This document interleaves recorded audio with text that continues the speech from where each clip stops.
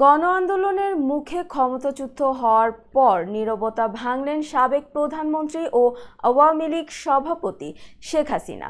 ভারতে অবস্থানরত শেখ হাসিনা জানিয়েছেন তাকে ক্ষমতাচ্যুত করার জন্য দায়ী যুক্তরাষ্ট্রের মতো বিদেশি শক্তি। ভারতীয় সংবাদ মাধ্যম দ্য প্রিন্টের একটি প্রতিবেদনে এ তথ্য জানানো হয়। এতে বলা হয়, গত শনিবার আওয়ামী লীগের উদ্দেশ্যে এক বার্তা দেন শেখ হাসিনা। সেখানে তিনি বলেন, আমি ক্ষমতায় থাকতে পারতাম যদি আমি সেন্ট মার্টিন এবং বঙ্গোপসাগর যুক্তরাষ্ট্রকে দিয়ে দিতাম। হাসিনা সরকার বহু বছর ধরে যুক্তরাষ্ট্রের সঙ্গে টানাপোড়েন সম্পর্ক দেখেছে।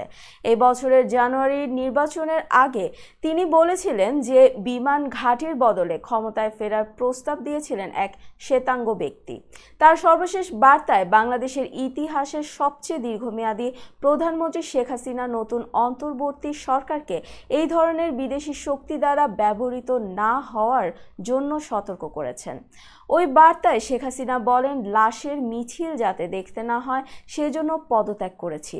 তারা আপনার লাশের ওপর দিয়ে ক্ষমতায় আসতে চেয়েছিল, আমি তা করতে দেইনি।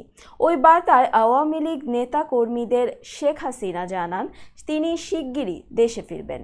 শেখ হাসিনা বলেন, আমি নিজেকে সরিয়ে দিয়েছিলাম, আমি তোমাদের জয় দিয়ে এসেছি, তোমরা আমার শক্তি, তোমরা আমাকে চাওনি, আমি নিজেই তখন চলে গেলাম, পদত্যাগ করলাম। আমার কর্মী যারা আছেন কেউ মনোবল হারাবেন না। আওয়ামী লীগ বারবার উঠে দাঁড়িয়েছে।